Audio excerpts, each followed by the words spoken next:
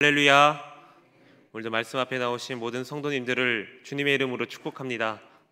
서로 인사하겠습니다. 축복합니다.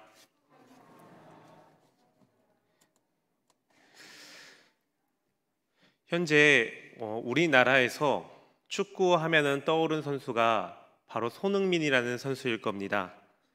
아마 이 손흥민 선수는 이 전 세계에서 가장 유명한 축구 리그에서 득점왕을 했던 선수이기 때문에 아무래도 우리나라에서는 가장 인기가 많고 유명한 선수일 것입니다. 그런데 이 손흥민 선수 이전에 우리나라에서 축구 선수 하면은 떠올랐던 선수가 하나 있습니다. 바로 이 박지성이라는 선수입니다. 지금은 은퇴를 해서 이 손흥민 선수에게 가려지게 되었지만 이 박지성 선수가 세계적으로 가장 유명한 리그 그리고 또 세계적으로 가장 유명한 팀에서 매번 승리를 하고 우승을 할 때마다 우리 국민들에게 항상 힘이 되고 기쁨이 되었습니다. 그래서 많은 남성들은 이 박지성 선수의 축구를 보기 위해서 새벽에 잠을 이루지 못한 적이 참으로 많았습니다. 이렇듯 박지성 선수는 우리나라의 역사에 있어서 많은 업적을 이루었던 선수입니다. 월드컵 4강, 전 세계에서 가장 유명한 리그인 프리미어 리그 우승, 또 전 세계 축구팀 중에서 가장 강한 팀을 겨루는 챔피언스 리그 등 우승에서 등 그가 이루어낸 이 업적은 말로 다 할 수 없을 것입니다. 그런데 이러한 박지성 선수는 처음부터 많은 주목을 받았던 선수는 아니었습니다.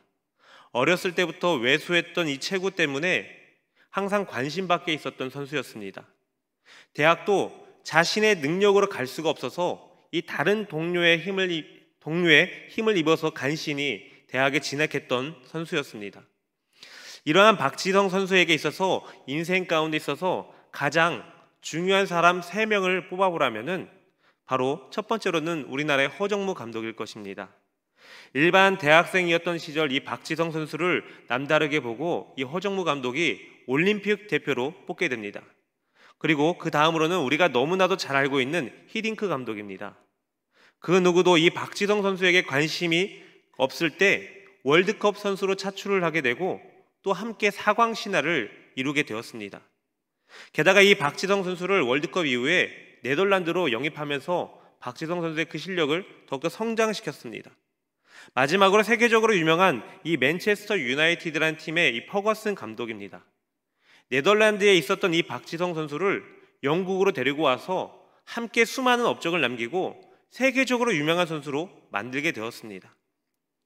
이처럼 우리는 누구를 만나느냐에 따라서 그 인생이 성장하느냐 그렇지 못하느냐가 결정되어집니다. 박지성 선수가 퍼거슨 감독을 만난 것처럼 히딩크 허정무 감독을 만난 것처럼 자신의 능력을 이끌어줄 누군가가 우리에게는 필요하다라는 것입니다. 그런데 이러한 인간적인 만남보다 우리에게 있어서 더 훌륭하고 완벽한 만남이 있습니다. 바로 우리 하나님과의 만남입니다.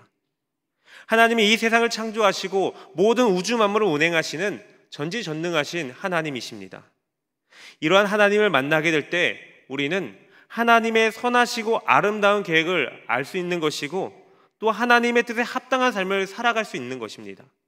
게다가 이러한 삶은 세상적인 관념에서 벗어나서 참된 만족과 참된 기쁨을 우리에게 허락해 주고 있습니다. 오늘 본문 말씀은 일평생 동안 부모 밑에서 평안한 삶을 살아오던 이 야곱이 형 에서를 피해 도망하는 중에 하나님을 만나는 장면입니다.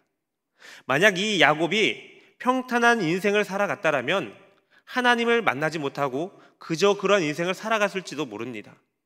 그런데 이 오늘 어려움을 겪고 있는 이 야곱이 바로 하나님을 만나게 됩니다.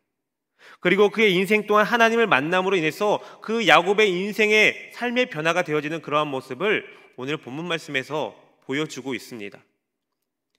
야곱은 형 에서의 이 보복을 피해서 이 외가집이었던 이 밧단 아람으로 가는 중에 베델의 허 벌판 가운데서 노숙을 하게 됩니다. 이 베델은 이 브엘세바의 약 85km 떨어진 곳으로서 가까운 곳에는 이 루스라는 성읍이 있었습니다. 그러나 루스 성읍에 들어가기에는 너무 늦은 때여서 야곱은 이 루스 들판 가운데서 노숙을 하기로 마음을 먹게 되었습니다.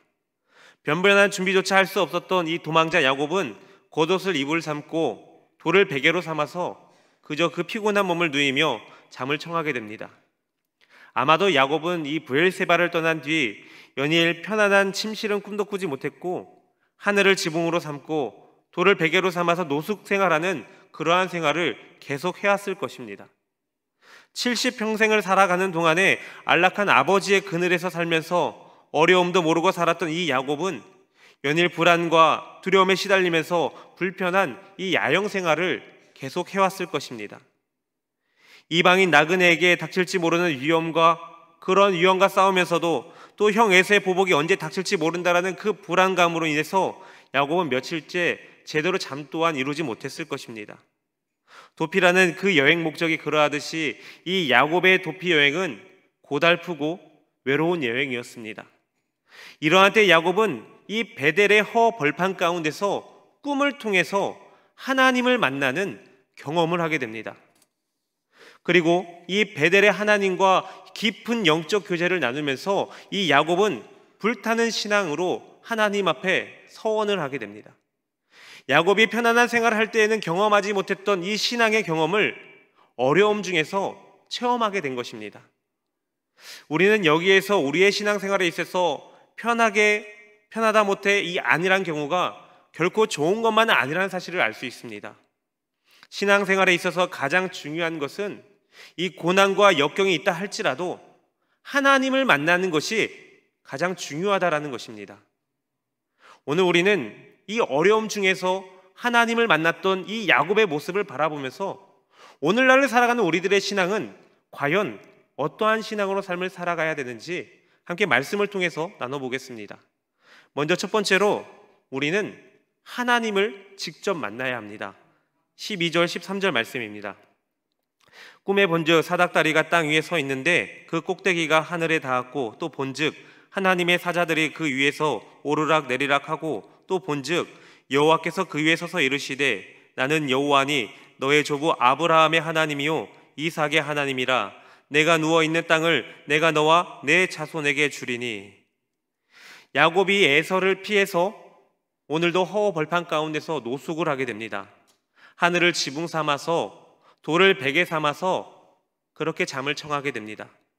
그런데 오늘 이 베델이라는 곳에서 잠을 청하게 되는데 야곱이 꿈속에서 어떠한 환상을 보게 됩니다. 그가 보니까 사닥다리가 이 하늘 꼭대기에까지 닿아져 있었습니다. 그리고 그 사닥다리로 하나님의 사자들이 오르락 내리락 하고 있는 그러한 모습을 봅니다.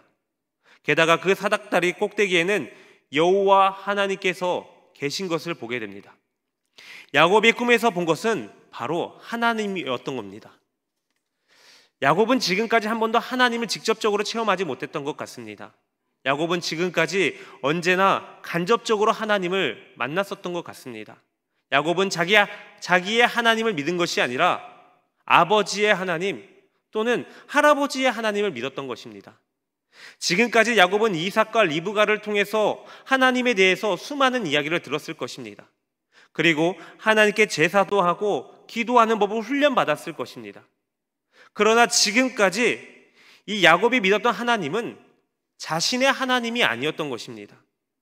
그런데 지금 야곱은 하나님을 두 눈으로 바라보고 있습니다. 이번에는 자기가 직접 살아계신 그 하나님을 만나게 된 것입니다. 야곱이 하나님을 바라본 그 순간 그에게는 지금까지 경험하지 못했던 새로운 희망과 기쁨을 맛볼 수 있었던 겁니다. 여러분, 우리 주변에 오랜 동안 이 교회를 다니고 신앙생활을 하면서 하나님을 믿고 설교도 들으며 성찬에 참여를 하고 있지만 하나님을 실제적으로 만나지 못한 사람들이 너무나도 많습니다. 이들은 하나님의 이야기를 듣고는 있겠지만 아직 하나님을 실제적으로 체험하지 못한 자들입니다. 하나님을 만난 사람들의 이야기는 들었지만 정작 자신은 직접 하나님을 만나보지 못했습니다. 그렇다 보니까 우리가 함께 이 예배를 드리면서도 전혀 감동이 없고 감격이 없습니다. 설교를 들어도 내 삶 가운데 적용하지 못하고 실천하지 못하고 예배당에 나올 때는 세상 거룩한 사람들이지만 이 예배당을 나가서 세상 가운데 나아갈 때는 전혀 다른 모습으로 살아가고 있는 것입니다.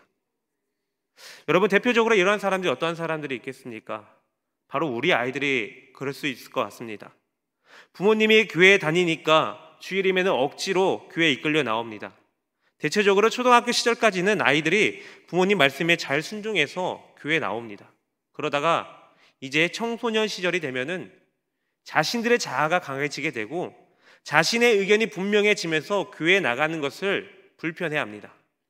그러다 보면 결국 이 고등부를 지나서 청년에 이르게 되면은 교회보다는 세상 가운데로 떠나가게 되는 것을 많이 보게 됩니다. 여러분, 왜 이러한 현상이 나타나는 것입니까? 부모님의 신앙으로 인해서 본인들이 모태 신앙이 된 것은 매우 축복된 일입니다. 그러나 직접적인 하나님을 체험하지 못한다면 그 신앙은, 그 믿음은 약해질 수밖에 없는 것입니다.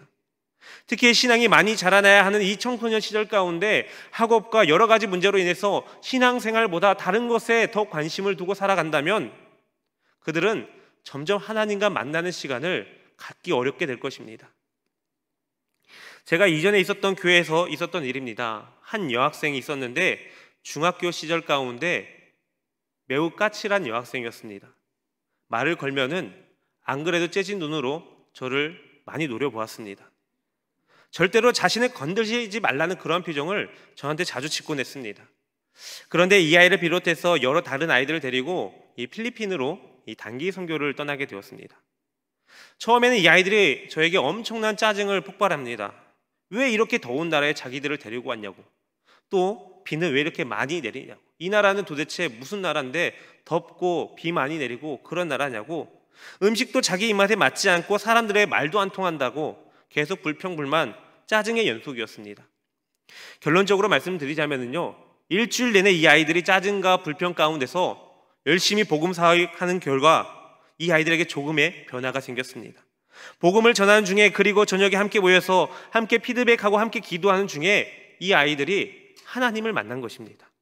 그래서 하나님의 마음을 깨닫고 하나님의 사역에 동참할 수 있게 되었습니다. 처음에는 복음을 전하는 것조차 쭈뼛쭈뼛거렸던 이 아이들이 마지막 사역 때에는 함께 전도해온 그 아이들의 손을 붙잡고 눈물로 흘리며 기도하는 모습을 보게 되었습니다. 저는 참으로 이해가 되지 않았습니다. 처음 본 아이들을 위해서 그들의 손을 붙잡고 기도하는 그 모습이 과연 이 아이들이 며칠 전만 하더라도 상황과 환경에 불평불만하던 그런 아이들이 맞는가 싶었을 정도였습니다.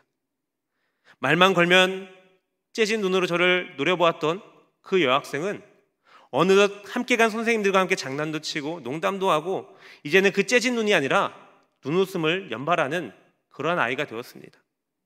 이 아이는 훗날 청년회장도 하고요, 교사로도 봉사를 하는 그런 헌신까지 나타나게 되었습니다. 이러한 아이들이 평소 주일날 교회에 나오는 것조차 불만이었는데 이 아이들이 복음 사역을 하면서 하나님을 만나고 나니까 그들에게 있어서 그들의 신앙이 변화가 되었고 삶이 변화가 되었고 그들의 인생 가운데 목적이 생겨나게 되었던 것입니다. 성도 여러분, 이처럼 우리는 하나님을 만나야 됩니다. 다른 사람의 하나님이 아니라 나의 하나님을 만나야 되는 것입니다. 내가 직접 하나님을 만나야 됩니다. 내가 하나님을 만날 때 하나님의 말씀이 내 삶 가운데 적용이 되는 것이고, 내가 하나님을 만날 때 내 삶이 하나님의 영광을 위해서 쓰임받을 수 있는 것입니다. 지금의 나의 삶이 아직도 하나님의 영광이 아니라 세상적인 것에 매여져 있는 그런 삶을 살아가고 계십니까?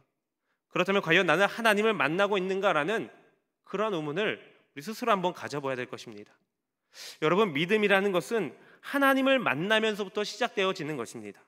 우리의 믿음이 진짜 하나님을 만나고 하나님의 음성을 들을 때 우리의 삶은 반드시 변화될 수 있게 되어 있습니다.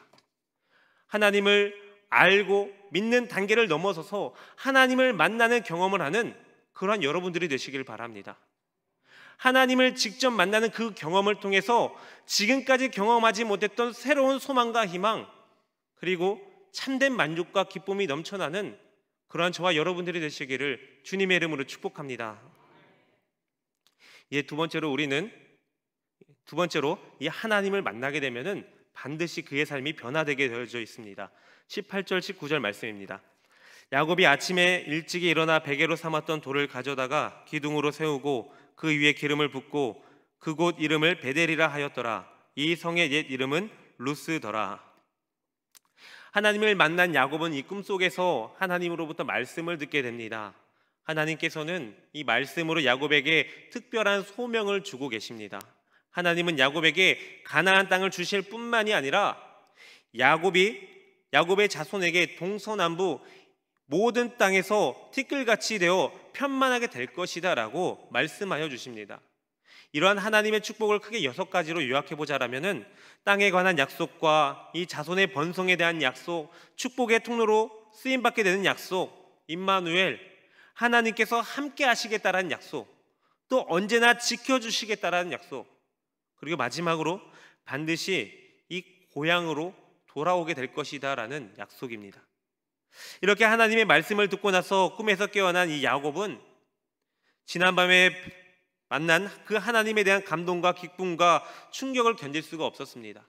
그래서 자신이 베고 잤던 그 돌베개를 가져다가 다시 기둥으로 만들고 그 위에 기름을 부어서 그곳 이름을 베델이라고 했습니다. 바로 하나님의 집이라는 뜻입니다. 야곱이 그 돌 기둥에 기름을 부은 것은 그것을 거룩하게 구별하기 위한 것이었습니다. 그리고 그의 서원이 전적으로 하나님을 향한 것임을 고백하고 있는 것입니다.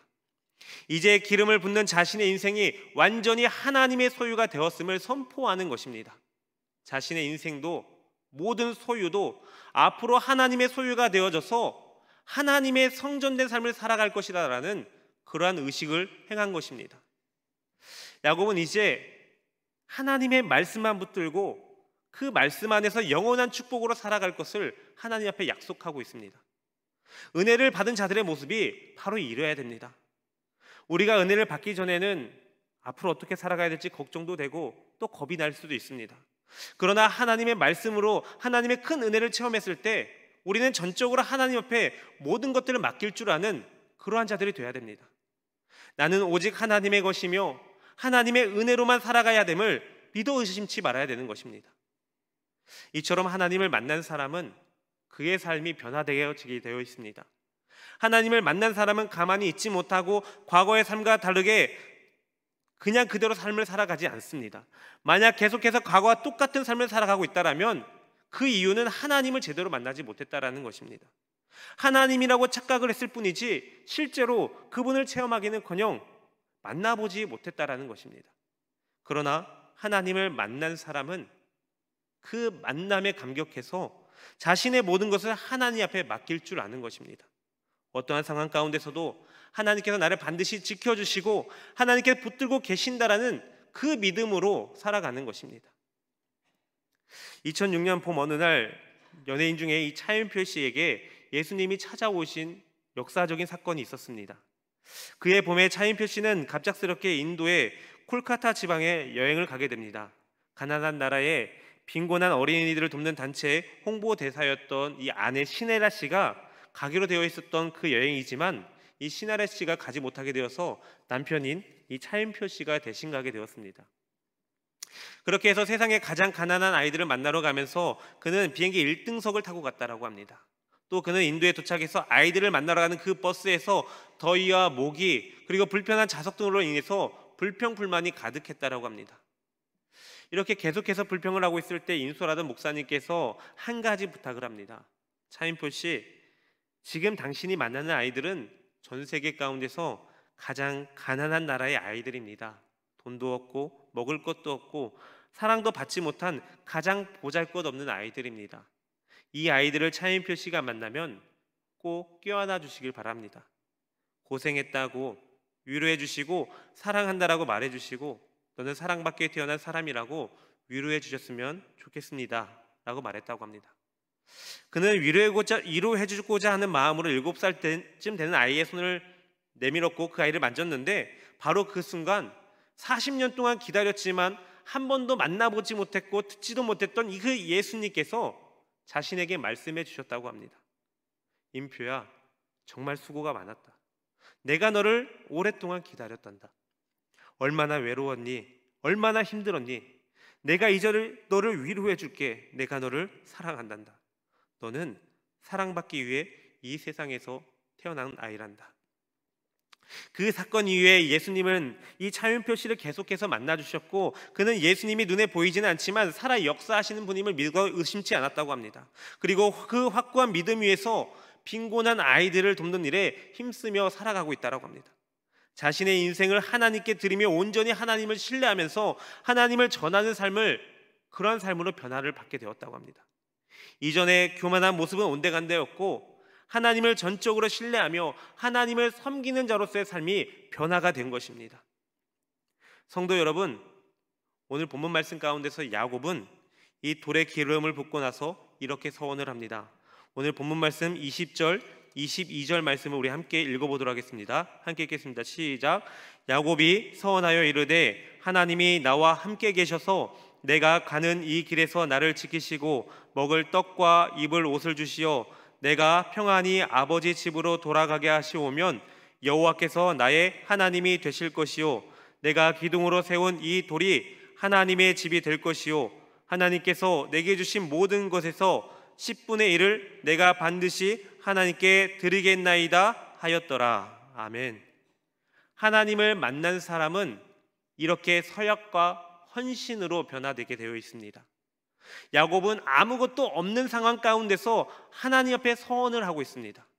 우리에게 무엇인가 있어서 헌금을 하고 헌신을 하는 것이 아닙니다. 하나님을 만난 그 감격으로 인해서 하나님 앞에 약속을 하게 되는 것입니다. 왜냐하면 하나님이 나를 만나주셨고 내가 아무것도 한 일이 없는데 나에게 복을 주셨다는 그 사실 때문에 하나님 앞에 감격해서 약속하는 것입니다. 특히 물질은 하나님이 주신 것이다라고 표현을 하고 있는 이 11조를 하나님 앞에 서원하고 있습니다. 11조라는 것은 내게 주신 것이 하나님의 것이므로 하나님께 돌려드린다라는 신앙 고백입니다. 자신의 소유의 모든 것이 하나님의 뜻대로 사용하겠다라는 그러한 헌신의 표시를 오늘 야곱이 서원하고 있습니다. 야곱은 이제 자신의 힘으로 살아가지 않고 오직 모든 것을 공급해 주시는 분은 바로 하나님이라는 사실을 고백하며 오직 하나님의 은혜로만 살아가겠다라고 신앙 고백하고 있는 것입니다. 그러므로 우리들도 하나님을 만난 이 야곱처럼 우리들도 하나님을 만나 변화되어져서 나의 인생을 하나님께만 맡겨드리며 오직 하나님이 함께 하시는, 하나님을 신뢰하며 나아가는 하나님의 뜻대로 그러한 삶을 살아가는 행복한 하나님의 백성들 다 되시기를 주님의 이름으로 축복합니다.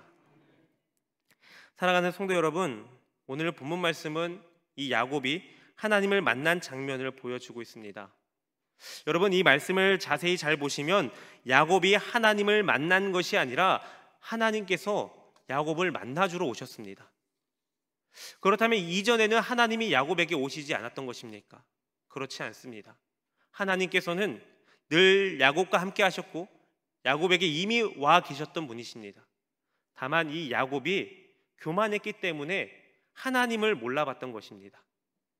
야곱은 집을 떠나 외롭고 고통스러운 그 환경 가운데서 어느 누구도 자기의 친구가 되어지지 않아 홀로 섰을 때 그제서야 하나님을 바라볼 수 있게 되었습니다. 하나님은 항상 우리와 함께하여 주십니다. 우리 인생 가운데 가장 가까운 곳에서 우리와 함께하고 계십니다. 그리고 그러한 우리가 하나님을 발견하기를 기다리고 계십니다. 혹여나 아직 하나님을 만나지 못한 분들이 계십니까? 아니면 하나님을 만났지만 다시 하나님을 잃어버린 분들이 계십니까? 여기에 계신 모든 여러분들이 다시 하나님을 만나는 여러분들이 되기를 소망합니다. 우리가 하나님을 만나게 되면은 우리는 세상적인 관심을 바라보는 것이 아니라 하나님의 나라를 소망하게 되는 것입니다. 그러할 때 우리의 삶 가운데 진정한 평안과 위로, 참된 만족이 우리 삶 가운데 충만하여질 것입니다. 반드시 하나님을 만나고 하나님과 동행하여서 하나님의 나라를 소망하며 하나님이 주시는 참된 만족과 기쁨으로 날마다 승리하는 삶을 살아가는 그러한 저와 여러분들이 되시기를 주님의 이름으로 축복합니다. 기도하겠습니다. 거룩하신 하나님, 감사합니다. 오늘도 우리에게 말씀하여 주시고 또 그 말씀에 힘입어서 오직 하나님 앞에 나아갈 수 있도록 인도하여 주시니 감사합니다. 우리가 이 세상을 살아갈 때에 세상적인 방법이 아니라 오직 하나님의 방법으로, 하나님의 말씀으로 승리할 수 있도록 인도하여 주옵소서. 늘 우리와 함께하여 주시는 임마누엘 하나님, 항상 우리와 함께하여 주시니 감사합니다. 날마다 우리와 동행하여 주시고 우리를 이끌어 주시옵소서. 그러나 나의 완악함으로 인해서, 나의 교만함으로 인해서 하나님께서 항상 우리와 함께해야 한다는 사실을 망각하고 나의 고집대로, 나의 악한 습성대로 삶을 살아왔다라면 그러한 저희들의 연약한 모습을 용서하여 주옵소서. 혹여나 우리가 이 세상을 살아가면서 하나님의 뜻이 아닌, 하나님의 방법이 아닌 모습으로 살아간다면 다시 말씀의 자리로 나아가 하나님을 만나는 자들이 되게 하여 주옵소서. 하나님을 만나고 하나님의 뜻을 깨닫고 하나님의 마음을 품어서 이 세상 가운데서 하나님의 뜻을 이루며 하나님과 늘 동행하는 자들이 되게 하여 주옵소서. 그래야 이 세상이 주는 만족이 아니라 하나님이 주시는 참된 만족과 기쁨으로 오직 하나님의 나라와 영광을 소망하며 하나님의 쓰임받는 귀한 하나님의 백성들 되게 하여 주옵소서. 거룩하신 우리 주 예수 그리스도의 이름으로 기도합니다. 아멘.